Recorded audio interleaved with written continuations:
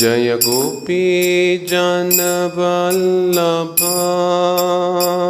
गिरिवरधारी।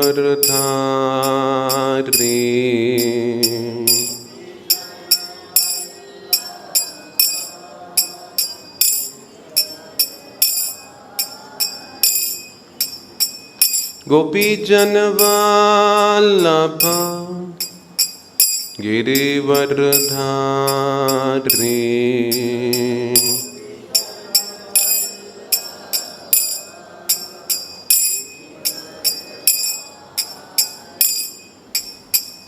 यशोदानंदन ब्रज जन रंजन।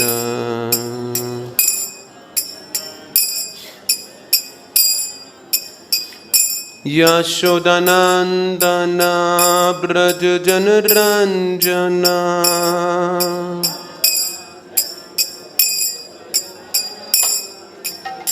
यशोदानंदन ब्रज जन रंजन।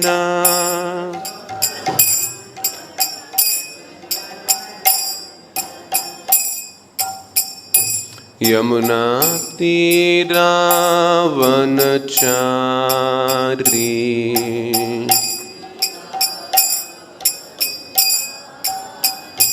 यमुना तीरावनचारी।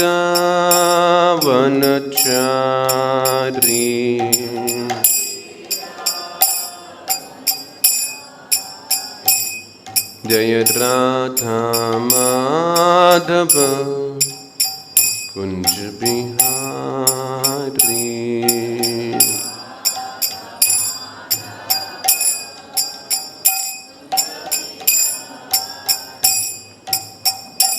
जय राधा माधव कुंज बिहारी।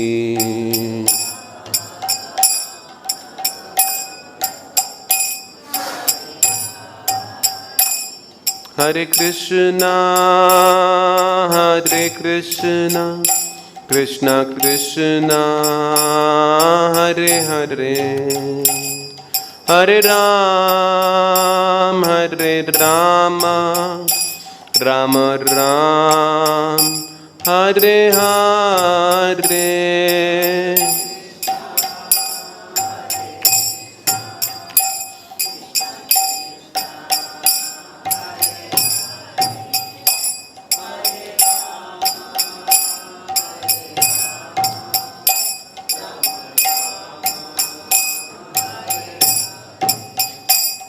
हरे कृष्णा कृष्णा कृष्णा हरे हरे, हरे राम राम राम हरे हरे।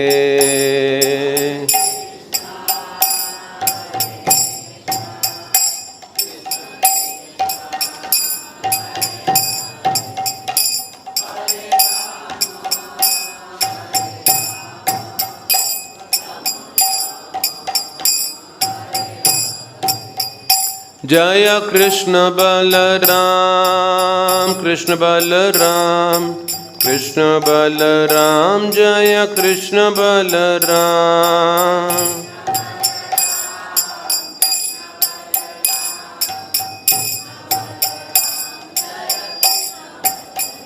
जय प्रभुपदा प्रभुपदा प्रभुपदा जय प्रभुपदा।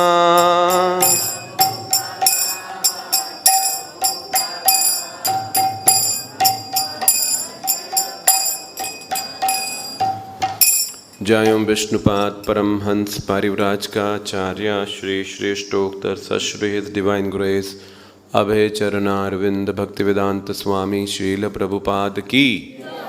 इस्कॉन बीबीटी संस्थापक आचार्य श्रील प्रभुपाद की। जय ओम विष्णुपाद परमहंस पारिव्राजकाचार्य श्री श्रेष्ठोक्तर सश्री His Divine Grace Bhakti Siddhanta Saraswati Goswami महाराज श्रील प्रभुपाद की। अनंत कोटि वैष्णव वृंद की प्रेम से कहिए श्री कृष्ण चैतन्य प्रभु नित्यानंद, श्री अद्वैत गदाधर श्रीवासादि गौरा भक्त वृंद की, गंगा माई की, यमुना माई की, भक्ति देवी की, तुलसी महारानी की, सामवेद भक्त वृंद की, हरिनाम संकीर्तन यज्ञ की, श्री नवदीप मायापुर धाम की, श्री जगन्नाथपुरी धाम की, श्री वृंदावन धाम की, श्री श्री राधा कृष्ण गोप गोपीनाथ श्याम कुंड राधा कुंड गिरि गोवर्धन की, सभी एकत्रित भक्तों की जय जयकार हो, सभी एकत्रित भक्तों की जय जयकार हो, सभी एकत्रित भक्तों की जय जयकार हो। गुरु गौरांग की जय हो, निताई गौर प्रेमानंदे।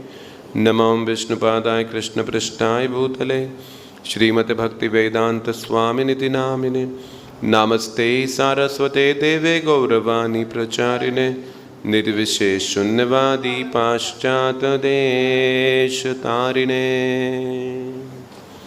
हरे कृष्ण।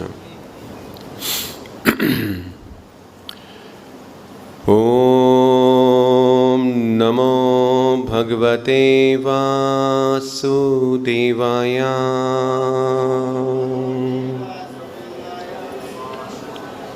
ओम नमो भगवते वासुदेवाय।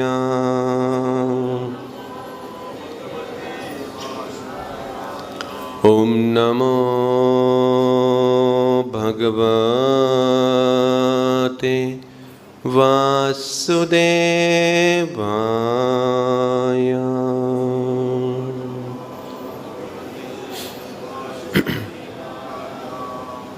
पढ़ रहे हैं श्रीमद् भागवतम पुराण के 9वें स्कंद के अध्याय क्रमांक 6 व श्लोक क्रमांक 28 से 40। उत्थिस्तस्ते निश्मयात् व्यूढकं कलशं प्रभो, प्रपच्छु कस्या कर्मेदं पीतं पुंसवनं जलम्।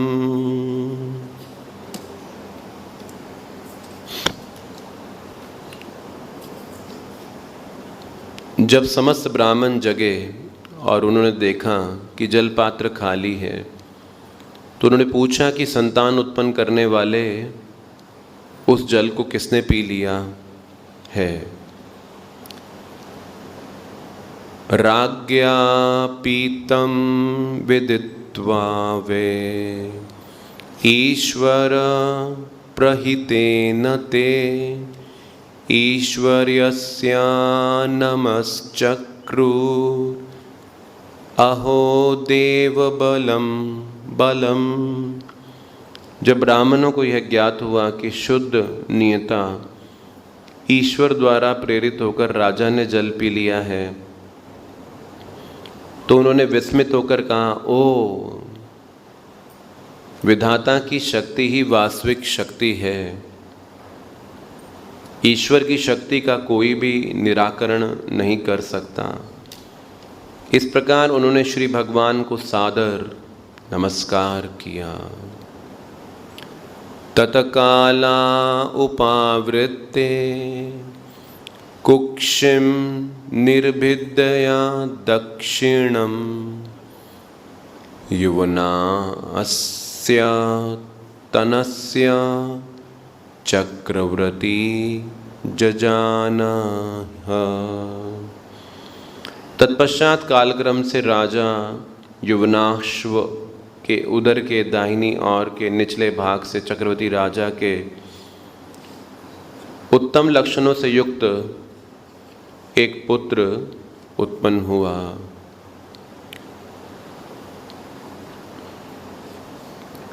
कम धासयति कुमारोऽयं स्तने रोरुयते भृशं, माम धाता वत्स माम रोदेर इतिंद्रो दिशिनिम अदात। चूँकि उस बालक के पिता युवनाश्व को ब्राह्मणों का आशीर्वाद प्राप्त था, अतः वह मृत्यु का शिकार नहीं हुआ। इस घटना के पश्चात उसने कठिन तपस्या की और उसी स्थान पर पूर्णता प्राप्त की।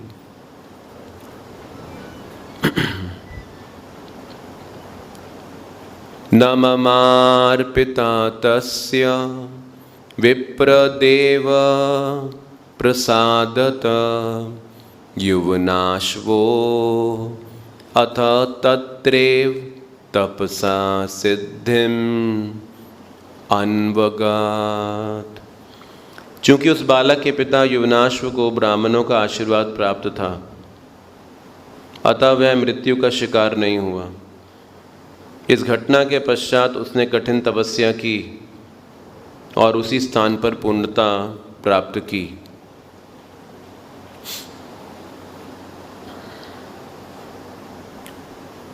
त्रस्द्रशूर इतिंद्रो अंग विद्धदे नाम यस्य वे यस्मात्र शन्ति ही उद्विग्ना दस्वो रावणाधव यौवनाश्वो अत मान्धाता चक्रवती अवनिं प्रभु सप्तदीवपुत्रम् एक शाससाच्युत तेजसा। युवनाश्व पुत्र मंधाता रावण तथा चिंता उत्पन्न करने वाले अन्य चोर उचक्कों के लिए भय का कारण बना था। हे राजा परीक्षित, चूंकि वे सब उससे भयभीत रहते थे, अतएव युवनाश्व का पुत्र त्रसदस्यु कहलाता था। यह नाम राजा इंद्र द्वारा रखा था। पूर्ण पुरुषोत्तम भगवान की कृपा से युवनाश्व पुत्र इतना शक्तिशाली था कि वह सम्राट बना तो उसने 7 द्वीपों से युक्त संपूर्ण विश्व पर शासन किया। वह दूसरे किसी शासक के बिना अकेला ही शासक था। इज्जे च यज्ञं कृतुभिर आत्मविद् भूरि दक्षिणे सर्वदेवमयं देवं सर्वात्मकम् अतीन्द्रियं द्रव्यं मंत्रो विधिर्यज्ञो यजमानस्तथर्विजः धर्मो देशश्च कालश्च सर्वं एतद् यद आत्मकम्। पूर्ण पुरुषोत्तम भगवान महान यज्ञों के कल्याणकारी पक्षों अर्थात यज्ञ की सामग्री, वैदिक स्त्रोतों का उच्चारण, विधि विधान, यज्ञकर्ता, पुरोहित, यज्ञ फल, यज्ञशाला, यज्ञ के मुहूर्त इत्यादि से भिन्न नहीं हैं। मंधाता ने आत्म साक्षात्कार के नियमों को जानते हुए दिव्य पद पर स्थित परमात्मा स्वरूप उन पूर्ण पुरुषोत्तम भगवान श्री विष्णु की पूजा की, जिनमें समस्त देवतागण समाहित रहते हैं।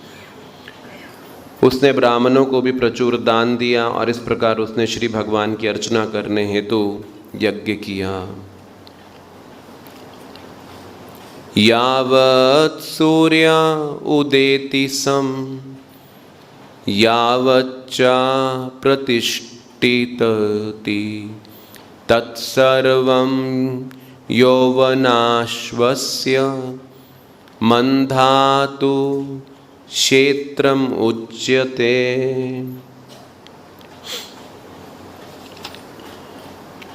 क्षितिज में जहाँ से सूर्य उदय होकर चमचमाता है और जहाँ सूर्य अस्त होता है, वे सारे स्थान युवनाश्व के पुत्र सुविख्यात मंदाता के अधिकार में माने जाते हैं।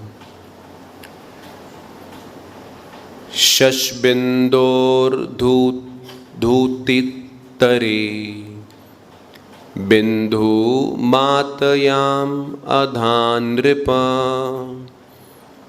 पुरुकुत्सम्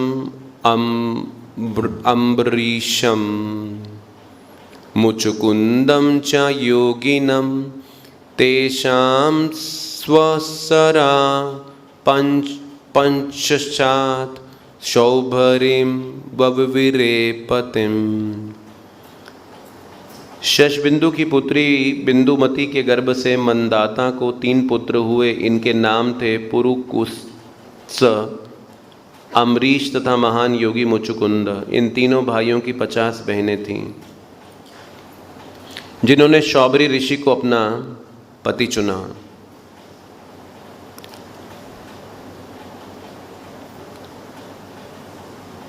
यमुना अंतर्जले मग्नस्,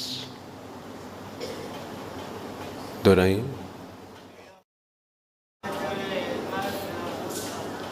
तप्यमाना परमं तपः निर्वृत्तिं मीनराजस्य दृष्ट्वा मैथुनधर्मिणा जातस्पृहो नृपं विप्र कन्याम् एकाम् अयाचत सोऽपि आहा घृतां ब्रह्मणा कामं कन्या स्वयंवरे।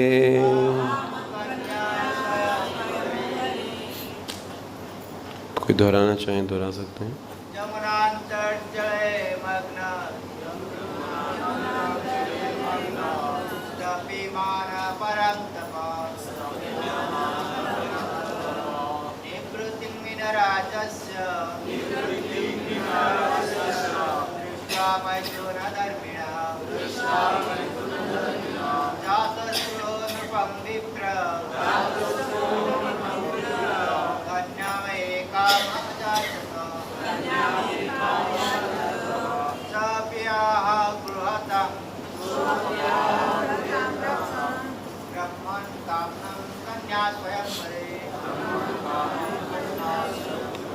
वैष्णवीस।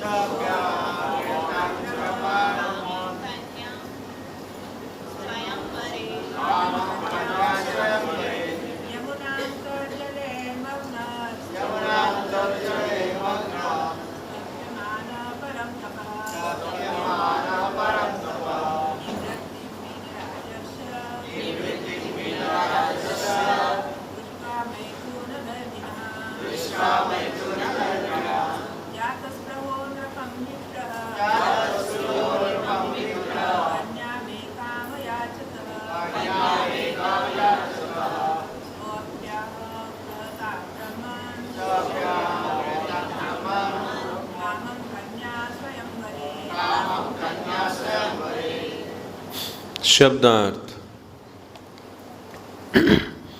यमुना अंत जले, यमुना नदी के गहरे जल में, मग्नः पूर्ण रूपेण डूबकर, तप्यमानः तपस्या करते हुए, परम असामान्य तपः तपस्या निवृत्तिम आनंद सुख मीन राजस्य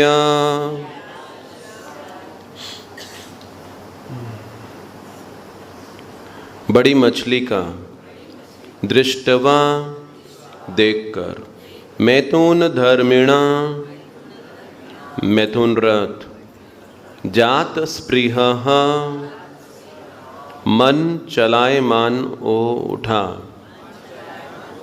नृपम राजा मनधाता के समीप विप्रह ब्राह्मण शौबरी ऋषि कन्याम एकाम एक कन्या अयाचत मांगा स उस राजा ने आपी भी आहा कहा गृहताम आप ले सकते हैं बृहन हे ब्राह्मण कामम चाहती है कन्या पुत्री स्वयंवरे स्वयं चुनाव में स्वयंवर में अनुवाद व तात्पर्य श्रील प्रभुपाद जी के द्वारा। श्रील प्रभुपाद की शौबरी ऋषि यमुना नदी के गहरे जल में तपस्या में लीन थे कि उन्होंने मछलियों के एक जोड़े को संभोगरत देखा। इस प्रकार उन्होंने विषयी जीवन का सुख अनुभव किया, जिससे प्रेरित होकर वे राजा मानधाता के समीप गए और उनसे उनकी एक कन्या की याचना की।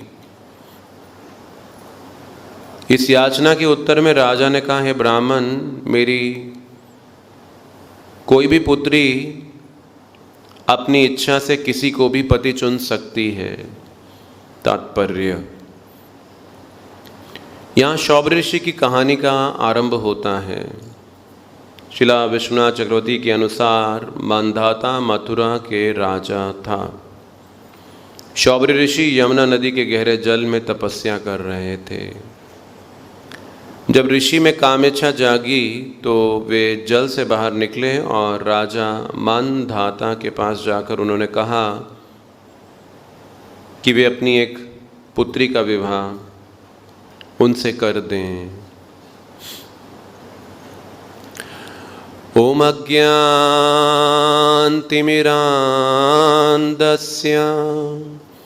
ज्ञानाञ्जनशलाकया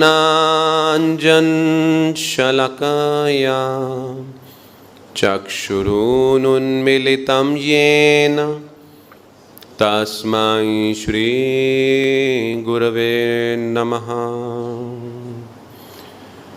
श्रीचैतन्यमनोभीष्टं स्थापितं येन भूतले स्वयं रूपकदा मह्यं ददाति स्वपदान्तिकम्। वन्देऽहं श्रीगुरु श्रीयुतापदकमलं श्रीगुरून् वैष्णवांश्च श्रीरूपं साग्रजातं सहगना रघुनाथान्वितं तं सहजीवम्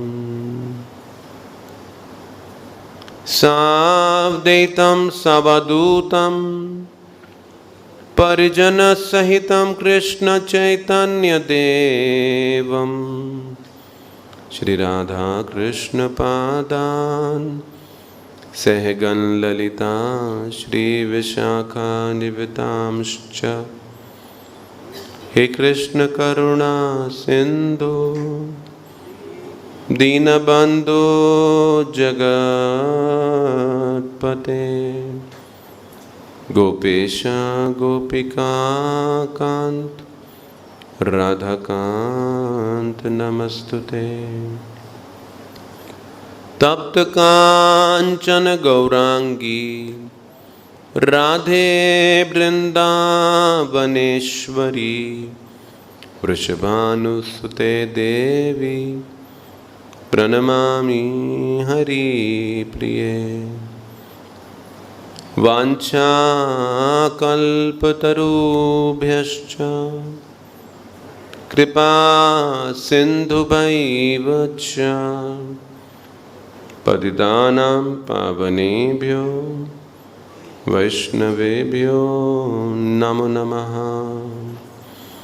श्री कृष्ण चैतन्य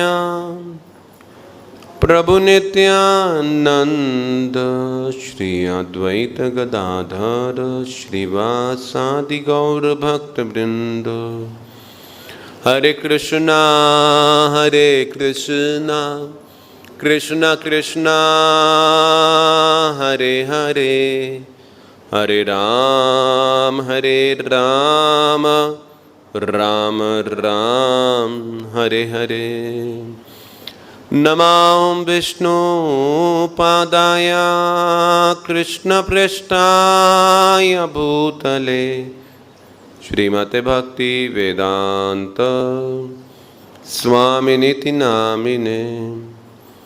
नमस्ते सारस्वते देवे गौरवाणी प्रचारिणे निर्विशेष शून्यवादी पाश्चात देश तारिणे।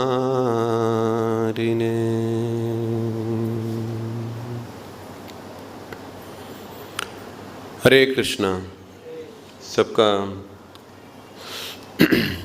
धन्यवाद, हार्दिक स्वागत और सबके आशीर्वाद की कामना करते हुए आज के श्लोक पर चर्चा कर रहे हैं। शौबरी ऋषि यमुना नदी के गहरे जल में तपस्या में लीन थे और ये तपस्या शौबरी ऋषि 1000 वर्ष से कर रहे थे। और शौबरी ऋषि इस तपस्या के दौरान समाधि में पहुंच चुके थे। वो कोई तपस्या के कष्ट वाले भाग में नहीं थे, संघर्षशील नहीं थे। साधारणतः जब साधना भक्ति की बात करते हैं तो साधना का अभिप्राय संघर्ष है, लेकिन यहाँ शौबरी ऋषि समाधि अवस्था के अंदर थे और 1000 वर्ष से बैठे थे। हम साधारण अवस्था में भी आरामदायक जगह पर बैठकर अगर 16 माला करते हैं तो भी ध्यान नहीं लगता है और वो 2 घंटे में समाप्त हो जाती हैं लगभग। कोई व्यक्ति अगर शौबरी ऋषि की तपस्या का अनुमान लगाना चाहे तो पानी के टैंक में 1 माला बैठकर करके देख ले तो पता चलेगा कि 1000 वर्ष तक जो तपस्या कर कर बैठे थे कि क्या उनको किस प्रकार का अवस्था में वो थे। और जिस समय 1000 वर्ष की तपस्या के उपरांत शौबरी ऋषि बाहर आए तो पूरा शरीर गल चुका था उनका। पानी में कुछ देर हाथ पैर कुछ डालकर रखो शरीर का अंग तो सिलवटें पड़ जाती हैं हाथ पैर में, त्वचा के अंदर। 1000 वर्ष तक पानी में रहने के बाद जब बाहर निकले होंगे तो कैसे दिख रहे होंगे। पूरा तरह से शरीर गला हुआ था, उसको देखकर भी डर लगता था उनको। इस प्रकार के शरीर की अवस्था पहुंच चुकी थी। और ऐसे शारीरिक अवस्था में वो राजा मानधाता के पास जाकर कहते हैं अपनी एक कन्या दे दो। और वो भी कोई साधारण कन्या नहीं थी, वो राजकुमारी थी। तो 50 राजकुमारियां थी राजा मानधाता की, 50 पुत्रियां थीं और उनमें से वो कह रहे थे कि एक से मेरा विवाह कर दो। तो राजा मानधाता उनकी अवस्था को देखकर डर गए, उनके रूप को देखकर डर गए कि इनसे कौन विवाह करेगा। लेकिन क्योंकि वो ऋषि थे, तपस्वी थे, बड़े सिद्ध अवस्था में थे, डर भी गए साथ में, ना भी कैसे करूं। तो बोला इन पुत्रियों से आप स्वयं पूछ लो जाकर, अगर वो आपसे करना चाहें तो मुझे कोई किसी प्रकार की आपत्ति नहीं है। तो राजा मानधाता जब उनके पास गए तो 50 की 50 राजकुमारियां उनके रूप को देखकर भयभीत हो गईं और कोई भी हाँ नहीं कर पा रहा। तो शौबरी ऋषि तब समझे कि ये क्यों इस प्रकार से व्यवहार कर रही हैं, और उन्होंने अपनी योग सिद्धि से अपने रूप को बदला और बड़े आकर्षक सुंदर एक राजकुमार की भांति बन गए। और उनको देखकर 50 की 50 ने बोला हम विवाह करेंगे। वो एक से करने आए थे, लेकिन 50 की 50 तैयार हो गई और शौबरी ऋषि ने 50 राजकुमारियों से विवाह किया। कहाँ 1000 साल तक इतनी कठिन तपस्या में पानी के नीचे बैठे हैं, और जब भोग करने पर आए तो सीधा 50 की 50 राजकुमारियों से विवाह कर बैठे,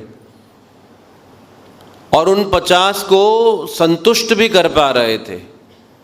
ऐसा नहीं कि सिर्फ अपनी इच्छा के लिए उनसे विवाह कर लिया, वो 50 की 50 को अपने से प्रसन्न भी रख पा रहे थे, और ये सारी आपस में बहनें थीं।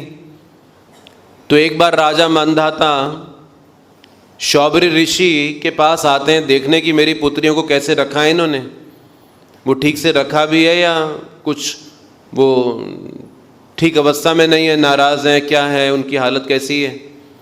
तो जब देखने गए तो शौबरी ऋषि ने जो अपना ऐश्वर्यशाली महल का निर्माण किया था उन 50 राजकुमारियों को रखने के लिए, उसको देखकर राजा मांधाता शर्मा गए कि ऐसा ऐश्वर्य तो उन्होंने कभी अपने जीवन में सोचा तक नहीं था। जो शौबरी ऋषि उन राजकुमारियों के लिए जिस महल को बनाकर बैठे हुए थे, तो ये उनकी योग सिद्धि से, ये उनके योग बल का परिणाम था। और शौबरी ऋषि ने हर राजकुमारी से 10-10 संतानों की उत्पत्ति की थी, और इस तरह से शौबरी ऋषि 1000 साल की तपस्या के बाद ऐसी स्थिति में आकर गिरे थे। और ये हुआ कैसे कि इतनी तपस्या करने के बाद भी हृदय शुद्ध नहीं हुआ, इतनी कठोर तपस्या करने के बाद भी हृदय में भोग इच्छा बनी थी। तो एक बार गरुड़ जी भगवान के जो वाहन हैं, जहां वो तपस्या कर रहे थे वहां अपना शिकार ढूंढने आ गए। तो 2 मछलियों को पकड़ने की कोशिश कर रहे थे, और ये मछलियां दौड़कर शौबरी ऋषि के आश्रय में आ गईं और कहने लगी आप हमें बचाइए, आप हमारी रक्षा कीजिए। अपनी रक्षा के लिए वो उनसे प्रार्थना करने, निवेदन करने लगी। और शौबरी ऋषि को लगा कि मैं आश्रय देने वाला हूं, मैं दाता हूं। और शौबरी ऋषि ने गरुड़ जी को कहा ये मेरे आश्रय में है, तुम इन्हें हाथ नहीं लगाओगे। अब गरुड़ जी वैष्णव हैं, और परम वैष्णव के प्रति अपराध हो गया भगवान के वाहन के प्रति। तो जब गरुड़ देव के प्रति अपराध हुआ तो इस अपराध का, इस वैष्णव अपराध का परिणाम ये था कि मन में भोग इच्छा आ गई। तो ये वैष्णव अपराध हमारे जीवन में करते हैं कि भले इतने हजारों वर्ष की तपस्या थी, इतनी साधना थी, लेकिन अगर कभी अपराध हो जाए और वो भी भगवान के भक्तों के प्रति हो जाए, वैष्णवों के प्रति हो जाए, तो इसकी प्रतिक्रियाएं इतनी विनाशकारी व इतनी प्रभावकारी हैं कि हजारों वर्षों की तपस्या एक तरफ और वो गरुड़ जी के प्रति किया गया अपराध एक तरफ। इसलिए जीव गोस्वामी जी लिखते हैं जब उत्तम अधिकारी के प्रति अपराध हो तो तुरंत प्रतिक्रिया आती है, मध्यम अधिकारी के प्रति अपराध हो तो कुछ समय के बाद, और कनिष्ठ अधिकारी के प्रति अगर अपराध हो तो काफ़ी समय के बाद प्रतिक्रिया आती है। लेकिन हर अपराध की प्रतिक्रिया निश्चित रूप से आती है। कई बार हम वैष्णवों के प्रति कुछ अपराध कर रहे होते हैं, लेकिन हमें लगता है हमारी साधना, भक्ति, सेवा सब कुछ ठीक चल रहा है, कुछ अंतर तो पड़ा नहीं, इसका मतलब मैं सही था, वो एक्चुअली गलत था। मैं सही था तो मैंने सही किया, उसके प्रति कुछ कहकर, उसकी भर्त्सना कर कर, उसके प्रति दोष दर्शन कर कर।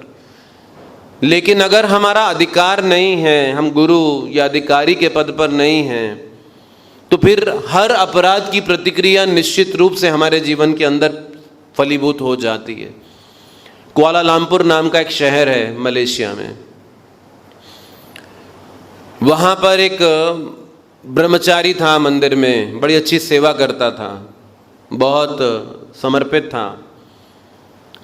लेकिन जैसे कि कहा गया है ना कि एक व्यक्ति के चरित्र का पता तभी चलता है जब उसके पास कुछ पावर हो। भले हम अपने चरित्र का बखान व प्रदर्शन कैसे भी क्यों ना करते रहें, लेकिन जब शक्ति हाथ में आती है, पोजीशन हाथ में आती है, तो पता चलता है आदमी का वास्तव में चरित्र क्या था। क्योंकि तब उसके पास कुछ कर दिखाने के लिए है ना, षड ऐश्वर्यों में से एक ऐश्वर्य है ना, ऐश्वर्यस्य समग्रस्य वीर्यस्य यशोश्रिय ज्ञान वैराग्यस्य शननम। तो 6 ऐश्वर्यों के अंदर बलम। तो ये मंदिर का मैनेजर बन गया और अब इस पद पर आने के बाद इसने सोचा कि ये जो चाहे कर सकता है, और दुरुपयोग होने लगा पद का और कई वैष्णव अपराध करने लगा। आज ये कुआलालंपुर का दूसरा सबसे धनी व्यक्ति है। तो आप देखो किस पद को छोड़कर कहां गिरा। तो मन में इच्छा थी पैसे की, तो भगवान ने इतना दे दिया कि कुआलालंपुर का सेकंड रिचेस्ट पर्सन बना दिया इसको। लेकिन आज भक्ति पथ में नहीं रहा वो। तो भगवान हमारी सब इच्छा पूरी करते हैं, लेकिन जब हम अपने इस करुणा को गलत लोगों के प्रति या गलत विचार के प्रति या गलत स्थान पर लगाएंगे तो इसका दुष्प्रभाव पाएंगे। प्रभुपाद जी ने कहा है 2 अध्याय गीता के अंदर इस बात को।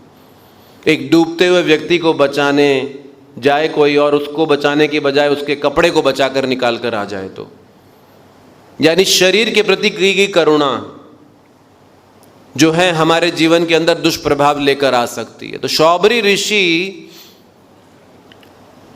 ने द्वेष की भावना प्रकट कर दी। अब इतनी सिद्धियां थी, इतनी प्रकाष्ठा थी कि इतना बड़ा महल, अपने आप को इतना सुंदर युवक बना डाला, इतना सब कर पा रहा। तो साधना भक्ति, साधना से हमारे जीवन में सुविधाएं लेकर आती है। इसीलिए एक साधक जब साधना भक्ति करता है, दृढ़ता पूर्वक करता है, तो अब ये साधना उसके जीवन के अंदर सुविधा देगी। अब उस सुविधाओं को वो भगवान की सेवा में लगाए या उसको भोगे, ये उसका स्वतंत्रता है।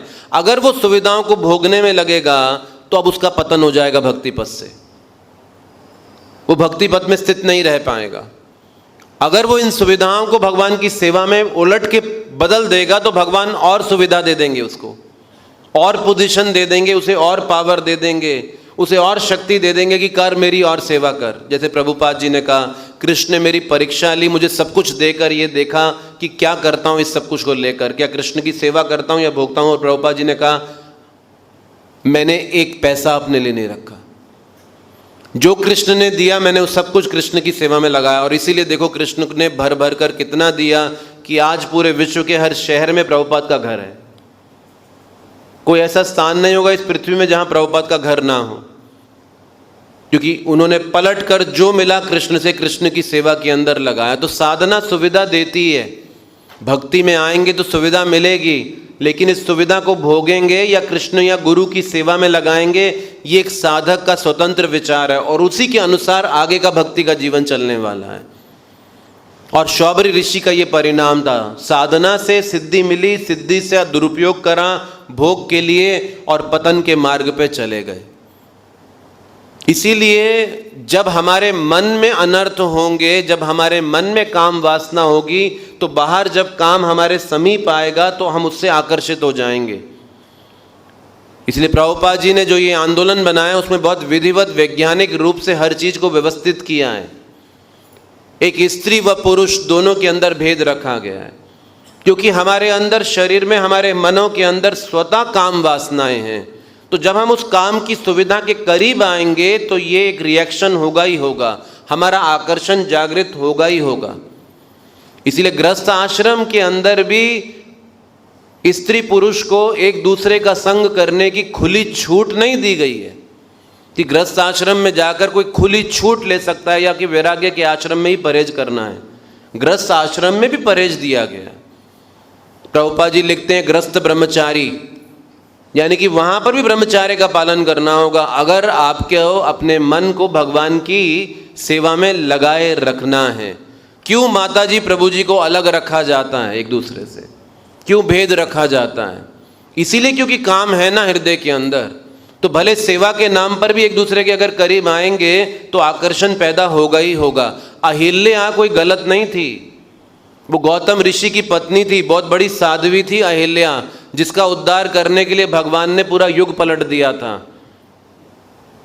द्वापर दूसरा होता है, त्रेता तीसरा होता है, लेकिन सतयुग के बाद त्रेता आया, द्वापर नहीं आया। द्वापर त्रेता के बाद आया क्योंकि अहिल्या का उद्धार करने के लिए भगवान श्री रामचंद्र इतनी जल्दी में थे कि युग पलट दिया उठाकर, युग को पहले ले आए। अब जिसका भगवान उद्धार करना चाहते हैं वो कोई साधारण तो नहीं हो सकता, लेकिन फिर भी अहिल्या ऐसी स्थिति में आई क्यों? क्योंकि गौतम ऋषि का वेश धारण कर कर जब इंद्र आए तो अहिल्या को पता चल गया ये इंद्र है, ये गौतम ऋषि नहीं है। लेकिन जानने के बावजूद भी इंद्र का संग उसने जानबूझकर किया, ये समझते हुए कि देखो मैं कितनी विशेष हूं और इंद्र के पास अप्सराओं की कमी नहीं, लेकिन ये अपने स्वर्ग अमरावती को छोड़कर मेरे पास आया है, मैं कितनी अति विशेष हूं। तो एक अहिल्या जैसी साध्वी के मन में, एक ब्राह्मणी के मन में भी इंद्र को भोगने की इच्छा आ गई। तो फिर हम कोई दूध के धुले नहीं संसार में, कोई भी बड़े बड़े महर्षि, बड़े बड़े मनीषी ना, गीता में भगवान इस बात को स्पष्ट करते हैं, उनको अपने मन के प्रति बड़ा जागरूक रहना पड़ेगा, वरना ये काम क्रोध लोभ की इच्छाएं किसी भी परिस्थिति के अंदर हमको गिरा सकती हैं। और शास्त्र ऐसे उदाहरणों से भरे पड़े हैं। इंद्र कितनी बार ऐसी परिस्थितियों के अंदर पाए जाते हैं, और ये कोई साधारण लोग नहीं हैं जिनके उदाहरण शास्त्र एकदम एक्सट्रीम उदाहरण देते हैं ताकि हम साधारण जीवन के अंदर भी सचेत रहें। भागवतम में ऐसे एक्सट्रीम उदाहरणों को उठाया गया है, इसलिए उठाया गया ताकि हम अपने साधारण जीवन की साधना भक्ति के अभ्यास के अंदर सचेत रह सकें।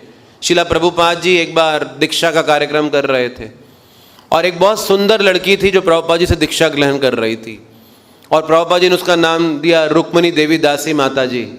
तो जब प्रभुपाद जी उसको बीट्स दे रहे थे, जब माला उसके हाथ में दे रहे थे, तो प्रभुपाद जी कह रहे थे तुम बहुत सुंदर हो, लेकिन अब अंदर से सुंदर होने के लिए काम करो।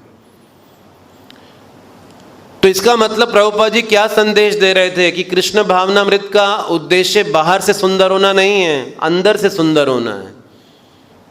बाहर से सुंदर होने का मतलब है कि हम बाहर से कई सुविधाओं को या फिर बाहर से कई प्रकार की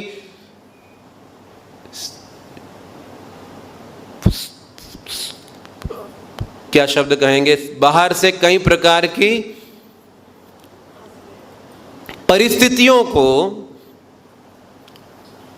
में महारत हासिल कर कर ये सोचना शुरू कर देते हैं कि जैसे हम बहुत बड़े महान साधक हो गए। बस योग्यताएं शब्द रहेगा ये, बाहर की योग्यताएं, जैसे कोई प्रवचन दे सके बहुत अच्छा, कोई बहुत अच्छा कीर्तन कर सके, कोई भगवान का श्रृंगार कर सके बहुत अच्छा, कोई ग्रंथ वितरण में बड़े अच्छे अच्छे स्कोर लेकर आ जाए, कोई फंड रेजिंग बहुत कर सके, कोई भगवान के लिए बड़े बड़े प्रोजेक्ट्स मंदिर आदि निर्माण कर सके। ये सब बाह्य योग्यताएं हैं, ये सब की सब बाह्य योग्यताएं हैं जिसको हम देखकर कहते होंगे कि शायद हाँ ये देखो कितना बड़ा काम इस भक्त ने करा है। तो प्रभुपाद जी इस उदाहरण से क्या कह रहे थे, you are externally beautiful, now try to work on becoming internally beautiful. तुम बाहर से सुंदर और अंदर से सुंदर होने के लिए काम करो। तो यानी कि इस भक्ति मार्ग में हम बाहर से तो सुंदर दिखते होंगे, एक वैष्णव का परिधान अपने आप में सुंदर दिखता है, लेकिन अंदर से सुंदर होने के लिए हम सबको परिश्रम करना पड़ेगा। ये बैठे बैठे नहीं हो जाएगा कि हम अंदर से सुंदर दिखने लग जाएं, उसके लिए परिश्रम हर भक्त को खुद करना पड़ेगा। इसीलिए प्रभुपाद जी एक जगह पर अंग्रेजी में कहते हैं कि at the time of death, मृत्यु के समय हर एक को अपना हवाई जहाज खुद ही उड़ाना है। यानी कि मृत्यु के समय हमारी योग्यता कोई हमको बचाने वाली नहीं है कि आपने कितने मंदिर बनाए, कितने ग्रंथ बांटे, कितने प्रवचन दिए, कितनी कथाएं करी, कितने ग्रंथ लिखे और कितने बड़े बड़े कीर्तन करे और कितने लोगों को प्रभावित करा जन समुदाय में। मृत्यु के समय आपको कृष्ण का स्मरण ही बचाने वाला है। और वो स्मरण बिना वैष्णव कृपा के हो नहीं सकता। वो स्मरण बिना वैष्णव कृपा के नहीं आ सकता, बिना वैष्णव आशीर्वाद के नहीं आ सकता कि हम भगवान का स्मरण कर सकें। तो शौबरी ऋषि ने बाह्य रूप से कई योग्यता हासिल कर ली थी, लेकिन इस भक्ति की शुद्धता को नहीं प्राप्त कर पाए थे। तो इसीलिए तपस्या अपने आप में काफी नहीं है हमें माया से बचाने के लिए, जब तक भक्ति ना हो। तो शौबरी ऋषि तपस्वी थे। अब देखिए दूसरी तरफ हरिदास ठाकुर जी का उदाहरण आएगा। तो हरिदास ठाकुर जी के पास वो नवाब ने एक वैश्या को, लक्ष्य हीरा को भेजा कि जाओ हरिदास ठाकुर को आकर्षित करो, प्रभावित करो और इनको पतन करो ताकि मैं दिखा सकूं कि ये ढोंगी है।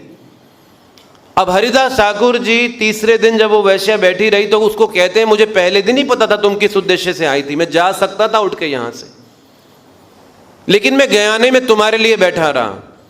अब वो वैश्या पहले दिन आई, हरिदास ठाकुर से संग करने की इच्छा करने लगी, लेकिन हरिदास ठाकुर कहते मेरी जप संख्या पूरी नहीं हुई, तुम बैठो अभी इधर, तुम्हारी इच्छा पूरी करूंगा, मेरी जप संख्या पूरी होने दो। दूसरे दिन आई और कहा कि मैं तुम्हारी इच्छा पूरी करूंगा, मेरी जप संख्या पूरी। तीसरे दिन फिर, और तीसरे दिन वो उनके चरणों में गिरकर रोने लगी और प्रार्थना करने लगी और मांगने लगी कि मुझे क्षमा कर दो, मैं बड़े घृणित विचार के साथ आई थी। तब हरिदास ठाकुर जी कहते मैं जानता था पहले ही दिन। अब ये हरिदास ठाकुर जी हैं जिनको माया देवी कह रही थी कि मैं ब्रह्मा जी के मन को विचलित कर पाई, लेकिन हरिदास के मन को विचलित नहीं कर पाई। अब देखिए क्या तुलना हो रही है यहां। वो माया देवी कहती है कि मैं ब्रह्मा जी को विचलित कर पाई, कि वो अपनी पुत्री के पीछे भागने लगे थे, उससे ही आकर्षित हो गए थे, लेकिन मैं हरिदास ठाकुर के मन को विचलित नहीं कर पाई। क्यों नहीं हरिदास ठाकुर के मन को माया देवी विचलित कर पाई? क्योंकि वो सदा कृष्ण के नामों का जाप कर रहे थे। इसीलिए जो सदा भगवान की भक्ति में लगा, यही एक तरीका है माया से बचने के लिए। अदरवाइज कोई तरीका नहीं है कि कोई व्यक्ति माया से बच पाए इस संसार के अंदर। चैतन्य महाप्रभु की संकीर्तन लीला में कई लोग भाग लेना चाहते थे, लेकिन महाप्रभु हर एक को अपनी संकीर्तन लीला में प्रवेश नहीं देते थे। एक दूध पीने वाला ब्रह्मचारी आ गया जो सिर्फ दूध पिया करता था, बस, बड़ा तपस्वी था। श्रीवास ठाकुर जी ने बताया कि देखो महाप्रभु, आज एक सिर्फ दूध पीने वाला ब्रह्मचारी है, वो आपकी संकीर्तन लीला में भाग लेना चाहता है, क्या देख सकता है वो?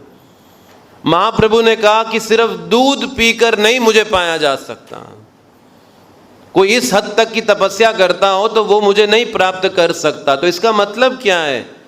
हमारी तपस्या या बाह्य योग्यताएं हमें माया से नहीं बचा पाएंगे। अजामिल भी ब्राह्मण परिवार में जन्म लिया था। अजामिल में कई ब्राह्मण के गुण थे। सुखदेव गोस्वामी लिखते हैं सुशील थे, ब्राह्मणिकल गुण थे और सेवा के लिए ही गए थे जंगल में लकड़ियां चुनने के लिए। उनके पिता ने भेजा, जाओ यज्ञ के लिए लकड़ियां लेकर आओ। लेकिन कहाँ फंसे जाकर, एक वैश्या से इस हद तक फंसे कि जाकर उससे विवाह तक कर लिया, अपने माता पिता को घर से निकाला, अपनी विवाहिता पत्नी को घर से बाहर निकाला। अजामिल के बाह्य गुण उसे रोक नहीं पाए इस अवस्था तक गिरने के लिए।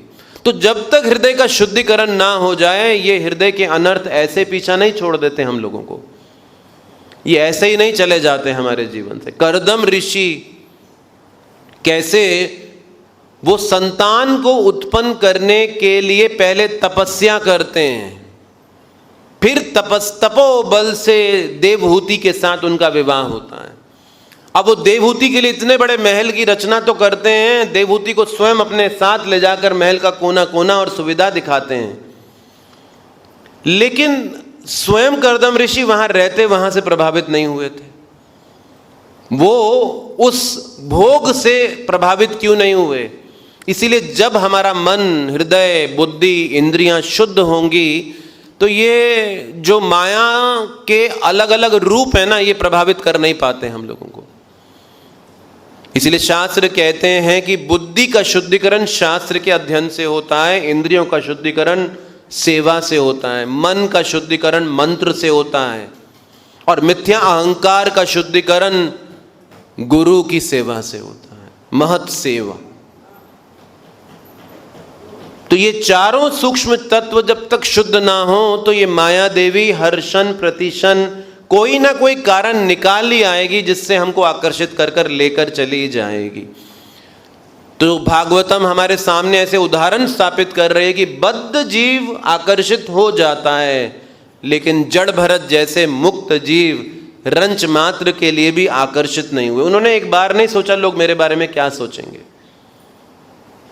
भले जड़ समान व्यवहार करते थे, पागल समान व्यवहार करते थे, लोग उन्हें पत्थर मारे, गाली दें, कुछ भी कहें, उनके बारे में कुछ अंतर ही नहीं पड़ता था, क्योंकि मन भगवान में इतना रम गया था, इतना लग गया था। शिला प्रभुपाद जी की रोज मसाज होती थी, मालिश की जाती थी, क्योंकि रात दिन इतनी सेवा करते थे तो रात्रि में सोते भी नहीं थे, तो प्रत्येक दिन प्रभुपाद मालिश कराते थे। तो एक दिन एक स्थान पर प्रभुपाद जी मालिश हो रही थी, उनको एक शिष्य मालिश कर रहा था और जैसे प्रभुपाद जी पेट के बल लेटे हैं और सामने एक शीशा लगा हुआ था, तो जो भक्त प्रभुपाद जी की मालिश की सेवा कर रहे थे तो मालिश करते करते शीशे में बार बार अपने आप को देख रहे थे कि मैं कैसा लग रहा हूँ। आदत होती है ना हमारी बद्ध जीव में कि मैं कैसा लग रहा हूँ, दूसरे मुझको कैसा परसीव कर रहे हैं। तो कभी कभी अपना अंग रख जो होता था उसको ठीक करते, कभी शिखा देखते, कभी तिलक देखते, सही लग रहा है कि नहीं लग रहा, कभी अपने एक्शंस देखते प्रभुपाद जी का, कभी शरीर को मसाज करते, मालिश करते, कैसा लग रहा हूँ। प्रभुपाद जी एक आंख खोलकर देख रहे थे ये क्या कर रहा है बीच बीच में, है ना। तो प्रभुपाद जी तो माइंड रीडर थे, वो व्यक्ति के चेहरे को देखकर पहचाना करते थे कि इसके मन में क्या होता है। अब वहाँ खुद ही उपस्थित, हालांकि आंखें बंद कर कर लेटे थे, लेकिन बीच में कभी एक आंख खोला करते थे। और उसी समय एक भक्त अंदर आया कुछ कहने प्रभुपाद जी को, और प्रभुपाद जी प्रवेश कर रहे थे, कोई अंदर आए और बोलूं मैं कुछ। तो प्रभुपाद जी कहते हैं तो हाँ तुम, और वो ब्रह्मचारी था, तो प्रभुपाद कहते हैं शादी करना चाहते हो, तुम विवाह करना चाहते हो। हाँ, तो वो घबरा गया, बोला नहीं नहीं नहीं प्रभुपाद जी, नहीं मैं क्यों विवाह करना चाहूंगा। तो लड़खड़ाने लग गई जबान प्रभुपाद जी के सामने, नहीं नहीं नहीं नहीं मैं क्यों जवाब, मैं ऐसा करना चाहूंगा। तो प्रभुपाद जी कहते हैं अगर इस शरीर के प्रति इतने आसक्त रहोगे तो विवाह कर बैठोगे, नहीं रह पाओगे इस आश्रम में तुम। तो देखिए ये प्रवृत्ति कितनी बलशाली है हमारे अंदर, कि ये माया शक्ति प्रभावशाली नहीं है। एक्चुअली हम सब माया से खुद इतने आकर्षित हैं कि माया को ज्यादा हम पे मेहनत करनी नहीं पड़ती है। अब हरिदास ठाकुर पे तो बहुत मेहनत करनी पड़ी माया को, लेकिन फिर भी माया फेल हो गई। लेकिन हमारे ऊपर माया को ज्यादा मेहनत नहीं करनी पड़ती, इसलिए माया तो हम पे ज्यादा ध्यान नहीं देती है। उसका ध्यान तो ऐसे भक्तों पर है कि उनको कैसे गिराऊं। हम तो ऑलरेडी गिरे पड़े हैं, तो क्या माया हमारे ऊपर क्या आकर्षित डालेगी, क्या आकर्षण करेगी और क्या प्रभाव डालेगी। परम पूज्य सच्चिदानंद स्वामी एक बार कह रहे थे कि जब वो भक्ति में आए तो बर्लिन के अंदर प्रभुपाद जी के शिष्य लोगों से जुड़े थे, प्रचारित हुए, इस्कॉन में जुड़े थे। तो प्रभुपाद जी से अभी तक मिले नहीं थे, व्यक्तिगत भेंट नहीं हुई थी उनकी। तो उनके मन में कई प्रश्न थे। उन्होंने सोचा था कि प्रभुपाद के ग्रंथ पढ़ा करते थे, सोचा जब मिलेंगे प्रभुपाद जी तो प्रश्न करूंगा उनसे। तो एक दिन आमना सामना हुआ, प्रभुपाद जी से भेंट हुई, अवसर मिला उन्हें बात करने का। तो प्रभुपाद जी से प्रश्न किया उन्होंने, डरते हुए, संकोच करते हुए, कि प्रभुपाद जी भगवान कृष्ण ने माया क्यों बनाई, माया क्यों बनाई, इतना परेशान करती है हमें भक्ति मार्ग में, हमको बार बार व्यथित करती है, आकर्षित करती है, सीधी नहरें नहीं देती हमको, सीधे चलने नहीं देती। क्यों बनाई भगवान ने माया, क्या नहीं चाहते वो हम भक्त बने, सीधे चलें इस रास्ते पे। तो प्रभुपाद जी साधारणता बड़े प्रेम से डील किया करते थे, लेकिन प्रभुपाद जी बड़े रहस्यमय तरीके से चिल्लाने लगे उनके ऊपर, और चिल्लाते हुए कहते हैं Krishna did not create Maya, you created it. Krishna ने माया नहीं बनाई, तुमने बनाई है माया, क्योंकि तुम कृष्ण से अलग जाके भोग करना चाहते थे, इसलिए कृष्ण ने माया बनाई तुम्हारे लिए। तो वो डर गए उत्तर सुन के। ऐसा प्रभुपाद जी ने ऐसी ऊंची आवाज कर कर बोला, वो तो हिल गए अंदर से। अगले दिन ही मंदिर ज्वाइन कर लिया। समझ में आ गई, यही बात समझ में आ गई। ये शुद्ध भक्त हैं, चाहे वो कैसे भी कुछ क्यों ना कह दें, सुनने वाले पर जो प्रभाव पड़ेगा वो सकारात्मक ही पड़ेगा। उनका दर्शन ही पवित्र करो, वही तुम्हार गुण। जब दर्शन ही पवित्र करने वाला है तो फिर शब्द कैसे होने चाहिए। तो इसीलिए हम सब भौतिक भोगों से इतने आसक्त हैं कि कृष्ण रह रहकर हमारे सामने चुनाव प्रस्तुत करते हैं। क्या चाहिए तुम्हें? कृष्ण के करीब आना चाहते हो या कृष्ण से दूर जाना चाहते हो? तो भगवान कृष्ण ने ब्रह्मा जी को विशेष सेवा दी कि ऐसी सुविधा बनाओ कि जहां पर काम भी हो, क्रोध भी हो, लोभ भी हो, ताकि बद्ध जीव ये इच्छाएं लेकर आएं और फिर अपनी इच्छाओं की पूर्ति कर सकें। और हम सब 3 गुणों से प्रभावित ऐसी इच्छाओं के साथ ऐसे जगत में हैं जहां ब्रह्मा जी ने काम, क्रोध, लोभ, मोह सब कुछ डालकर रखा हुआ है। अब ऐसे अवसर क्षण क्षण में मिलेंगे, प्रति क्षण मिलेंगे। इसीलिए हमें अपनी खुद की इच्छाओं पर काम करना होगा। अगर कोई साधक अपनी खुद की इच्छाओं पर काम न करे, प्रभुपाद जी देते हैं प्रथम स्कंद में भीष्म देव की देह त्याग के अध्याय के अंदर ही वार्ता लिखते हैं कि भीष्म देव के पास इच्छा मृत्यु का वरदान था। ये कितनी बड़ी बात है कि जब तक ना चाहे तब तक देह नहीं छूटेगा उनका, कोई साधारण बात थोड़ी है। भीष्म देव के पास इच्छा मृत्यु का वरदान था, लेकिन फिर भी भगवान के रूप के ऊपर अपने ध्यान को केंद्रित कर रहे थे। देह त्यागते वक्त भगवान पार्थसारथी रूप में उनके समक्ष बैठे थे और प्रभुपाद जी लिखते हैं वो पार्थसारथी लोक में गए, भगवान को देखते दर्शन करते हुए गए। तो इतनी बड़ी वरदान होने के बावजूद भीष्म देव क्यों भगवान के रूप के ऊपर अपने मन को केंद्रित कर रहे थे? क्योंकि मन को शुद्ध करना चाहते थे, गंतव्य के लिए विचार नहीं कर रहे थे मुझे क्या गति प्राप्त होगी, लेकिन मेरा मन शुद्ध होना चाहिए। यह भीष्म देव जी का विचार था। इसीलिए एक शुद्ध भक्त का विचार क्या होता है? वो ये चिंता नहीं करता कि मैं भगवत धाम जाऊंगा कि नहीं जाऊंगा, वो ये चिंता करता है कि क्या मेरा मन शुद्ध हो रहा है या नहीं हो रहा है, क्या मेरे मन से बुराइयां जा रही हैं या नहीं जा रही। वो इस बात पर फोकस नहीं करता। गोलोक वृंदावन। इसीलिए प्रभुपाद जी बार बार कहा करते थे कि देखो दीक्षा मिली है तुम्हें, दीक्षा के पहले नाम पर ध्यान मत दो, दीक्षा के बाद वाले नाम पर ध्यान दो। एक भक्त को नाम दिया उन्होंने किशोर दास। वो प्रभुपाद जी से पूछना है, प्रभुपाद जी ये किशोर का मतलब क्या होता है? प्रभुपाद जी कहते हैं फोकस ऑन लास्ट नेम, अंतिम नाम पे ध्यान दो, पहले वाले भाग पर ध्यान मत दो। यानी कि अभिप्राय क्या है? अभिप्राय ये है कि हम सबको अपने मनों के प्रति सचेत रहना चाहिए। इसलिए प्रभुपाद जी कहते थे कृष्ण के प्रति कॉन्शियस और माया के प्रति कॉशियस। कृष्ण के प्रति ध्यान रखिए और माया के प्रति सावधान हो जाइए। हम कृष्ण के प्रति सावधान हो जाते हैं और माया के प्रति ध्यान लगाना शुरू कर देते हैं, माया के विचारों के ऊपर ध्यान लगाना शुरू कर देते हैं। इसीलिए कोई भी बाह्य योग्यता इस संसार में हमें बचा नहीं सकती। एक ही योग्यता बचा पाएगी और वो है शरणागति। बिना शरणागति के इस भौतिक जगत से बाहर नहीं निकाला जा सकता। और यही भक्ति सिद्धांत सरस्वती महाराज व पूर्ववर्ती आचार्यों का संदेश है। एक बार बहुत सुंदर प्रवचन दिया भक्ति सरस्वती महाराज ने। एक भक्त ने आके भक्ति सरस्वती महाराज की बड़ी प्रशंसा की, महाराज क्या प्रवचन दिया, कमाल कर दिया। भक्ति सरस्वती महाराज कहते हैं क्या बोला मैंने प्रवचन में? और उसने बोलना शुरू कर दिया, आपने ये बात बताई, ये बात बताई, ये बात। बोला ये सच में मैंने बोला था? बोला सच में मैंने बोला था? अरे मैं तो गोबर गणेश हूं, मैं कहां बोल सकता हूं ये बात। तो अभिप्राय क्या है? भक्त शुद्ध जो हैं वो सिर्फ भगवान की शरणागति पर ध्यान दे रहे हैं, ना कि अपने गंतव्य पर। और शौबरी ऋषि के पतन का यही मुख्य कारण बना। और इतिहास गवाह है, जब जब साधकों ने ये त्रुटि की है तब तब वो इस माया शक्ति में फंसे हैं। तो इसीलिए इस उदाहरण को भागवतम में डाला गया है कि हम सचेत हो जाएं, सावधान हो जाएं। अगर किसी चीज़ पे ध्यान देना है तो वो है गुरु कृष्ण के प्रति सेवा पर और उनकी शरणागति के ऊपर। यही हमारे लिए एकमात्र सिद्धि का मार्ग है।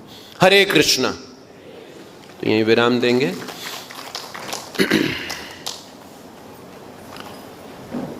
विराम दें।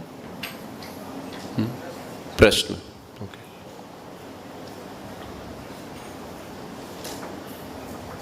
हरे कृष्ण। दंडवत प्रणाम। हरे कृष्ण। जैसे आपने बताया कि ब्रह्मा जी को भगवान ने यह आदेश दिया कि ऐसे संसार का निर्माण करो जिसके अंदर सारे विकार हैं, काम, क्रोध, लोभ, मोह, मद, मात्सर्य। और उसमें हमें भी भेज दिया कि आप जूझो उनके साथ और साथ में भक्ति भी करो। और इनसे बचने का केवल एक ही उपाय आपने जैसे अंत में बताया, वो है शरणागति। तो शरणागति ही तो थी अगर देखा जाए। सोबरी ऋषि यमुना जल में आकर जब कर रहे थे, साधना कर रहे थे, या जो आप जैसे बताते हैं, हम तो वैसे माया में हैं, माया तो उनके लिए स्ट्रगल कर रही है जो बहुत ज़्यादा भक्ति में एकदम लीन हो गए हैं। तो आखिर एक साधक क्या करे? नाम जप कर रहा है, जो रूल्स एंड रेगुलेशन है उसके लिए कर रहा है। इसके अलावा शरणागति की और क्या डेफिनेशन है? क्योंकि माया तो हर समय एक ना चैलेंज देती है कि ना पतन करने का एक कारण बनती है। तो किस तरह से शरणागति होगी जिससे हम माया से बच सकें? अच्छा प्रश्न है आपका। तो शरणागति का मतलब है हर क्षण प्रतिक्षण जो भी हम कर रहे हैं साधना भक्ति के अंदर, आभारी रहना गुरुजनों का, भक्तजनों का, वैष्णव जनों का, कि जो मुझे मिला है उसके प्रति मैं रंच मात्र भी योग्य अधिकारी नहीं हूँ। योग्यता बिचारे किछु नाही पाए तोहार करुणा सार, कि अगर योग्यता देखने जाओगे तो मैं कहीं से भी योग्य नहीं हूँ। एकमात्र आपकी कृपा है गुरुदेव, जिसकी वजह से ये रास्ता मुझे मिला है, और उस कृपा के कारण ही मैं इस रास्ते पे बना हुआ हूँ या बनी हुई हूँ। जिस दिन भी हम ये आभार खो देंगे उस दिन समझ लीजिए माया का बड़ा कड़ा प्रभाव आने वाला है हमारे ऊपर, और साधारणतः हम ये आभार मेंटेन नहीं रख पाते। कुछ समय के बाद हम सोचते हैं कि हम वास्तव में बड़े योग्य हैं। प्रारंभ में हो सकता है क्योंकि हमने हमारा इतिहास इस भौतिक जगत के अंदर शुद्ध नहीं रहता, बहुत रेयरली कोई बड़े शुद्ध अवस्था से उठकर इस भक्ति पथ में आता होगा, क्योंकि ये कलयुग बड़े पतितों का युग है। तो हम बड़ा अंतर देख पाते हैं अपने पूर्व जीवन और वर्तमान जीवन के अंदर। आभार रहता है मुझे क्या मिला है, लेकिन जैसे जैसे इस रास्ते पे पुराने होते हैं अब हमें लगता है ये हमारी संपत्ति है, मैं अधिकारी हूँ, मैं ऐसा ही हूँ। अपने इतिहास को भूल जाते हैं हम। अब प्रभुपाद जी के जीवन को देखिए, प्रभुपाद ने कभी किसी कार्य का श्रेय नहीं लिया, हमेशा श्रेय अपने गुरुदेव को दिया है। बड़ी बड़ी उपलब्धियां हासिल की हैं लेकिन श्रेय नहीं लिया किसी बात का। आप पूर्ववर्ती आचार्यों के जीवन में देखिए, कभी उन्होंने क्रेडिट नहीं लिया, हमेशा श्रेय दिया है। भक्तिनाथ चतुर्थी महाराज को कहा जाता था, ऐसी अंग्रेजी बोलते थे कि अंग्रेज लोग भी समझ नहीं पाते थे। आज भी प्रभुपाद के अमेरिकी शिष्य तक लोग बोलते हैं कि उनकी अंग्रेजी को समझने के लिए हमें भी डिक्शनरी खोलनी पड़ जाती है, जिनकी मातृभाषा है अंग्रेजी। तो उनसे पूछा गया, आप ये शब्द कहाँ से चुन कर लाते हो? उनका उत्तर सुन देखिए क्या कहते हैं। कहते हैं मेरा शब्दकोश मेरे गुरु के चरणों में है। अब उनके गुरु की अगर बात देखें तो उनको लिखना पढ़ना भौतिक दृष्टि से आता नहीं था गौर किशोरदास बाबा जी, लेकिन क्या उत्तर दे रहे हैं? मेरा शब्दकोश मेरे गुरु के चरणों में। ये आभार ही एकमात्र हमें बचा सकता है, और इस आभार को ही हमें विकसित करना है कि हम डिजर्व नहीं करते, लेकिन हमें कुछ जो भी दिया गया है वो सिर्फ मात्र कृपा है गुरुजनों की। अगर इस आभार को मेंटेन रखेंगे तो अब ये हमको बचा पाएगा इस रास्ते में। तो यानी कि इसे शरणागति व निर्भरता कहा जाता है। ये विकसित करना ही साधना भक्ति का लक्ष्य है। तो साधना भक्ति में प्रगति जो है वो इस कृपा के माध्यम से ही है, हमारी 64 माला के माध्यम से नहीं है। 64 माला आकर्षित करेगी उस कृपा को, उद्धार कृपा ही करेगी अंततः। लेकिन अगर उस 64 माला के पीछे भावना ये है कि मैं कितना विशेष हूँ, बाकी तो 16 कर रहे हैं, 32 कर रहे हैं, 48 कर रहे हैं, मैं 64 कर रहा हूँ, मैं अति विशेष साधक हूँ, तो बेहतर है वो 16 वाला फिर, जो विनम्र होकर गुरु के प्रति समर्पित होकर माला जाप कर सके। ठीक है, हरे कृष्ण।